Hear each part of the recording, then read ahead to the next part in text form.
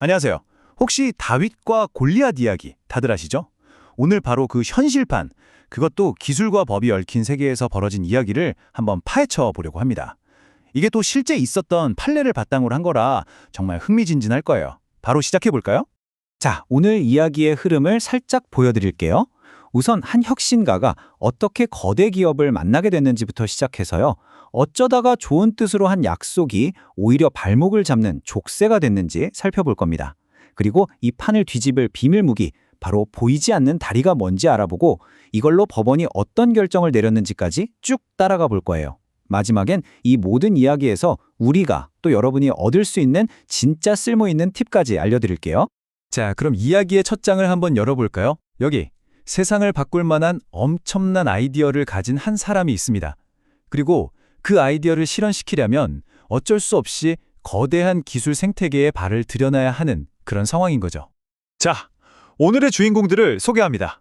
한쪽에는요, 스마트 X라는 아주 혁신적인 스마트워치를 만들어낸 젊은 창업가 A가 있고요.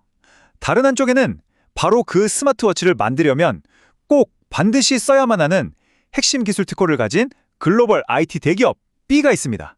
딱 봐도 혁신가 대 시장의 지배자 이런 구도죠. 여기서 정말 중요한 개념이 하나 나옵니다.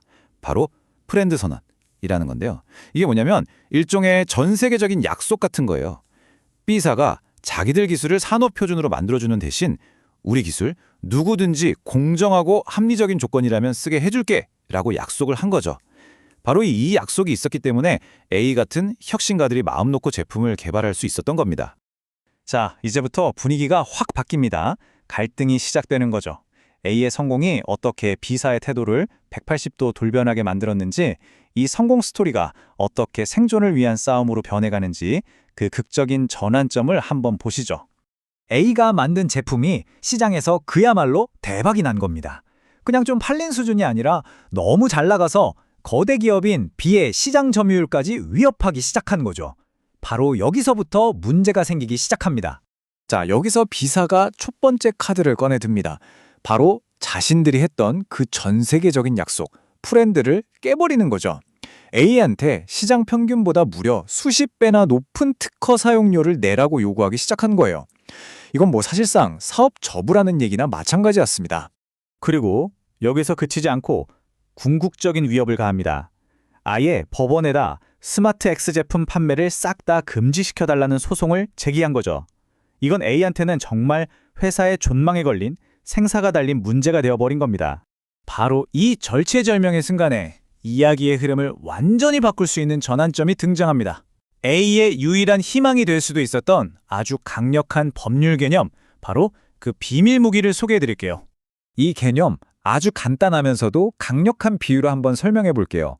여러분, 강을 건너는 다리가 딱 하나밖에 없는 그런 상황을 한번 상상해 보세요. 이 필수 설비 원칙의 기본 논리는 이겁니다.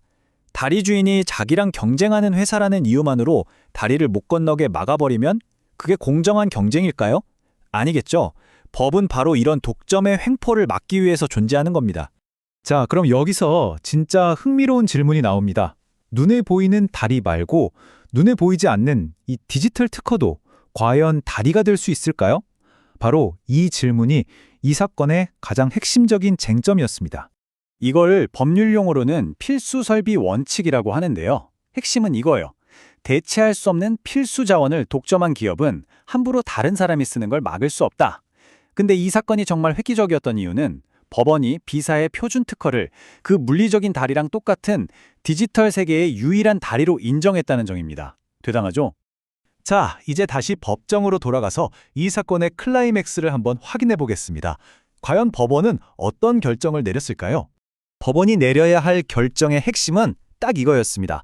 과연 B사의 이 소송은 자기 특허를 지키려는 정당한 권리 행사인가? 아니면 경쟁자를 없애기 위한 시장 지배력의 불법적인 남용인가? 이걸 명확하게 판단해야 했죠. 법원의 판단 과정은 굉장히 논리적이었습니다. 딱 세 단계로 나눠서 볼 수 있는데요. 첫째, B사는 시장 지배자인가? 네, 맞습니다. B사의 특허는 다른 대안이 없는 표준이니까요.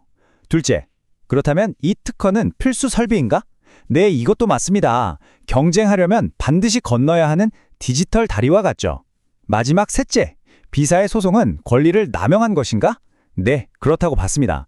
프렌드 선언까지 해놓고 성실하게 협상하려는 노력도 없이 소송부터 거는 건 명백히 경쟁을 방해하는 행위라는 거죠. 아주 명쾌하지 않나요? 그래서 최종 판결은 이렇습니다. 법원은 B사의 손을 들어주지 않았습니다. 이 소송 자체가 시장 지배적 지위를 남용한 것이라고 판단한 거죠. 결국 혁신가 A가 이 기나긴 싸움에서 승리하게 됩니다.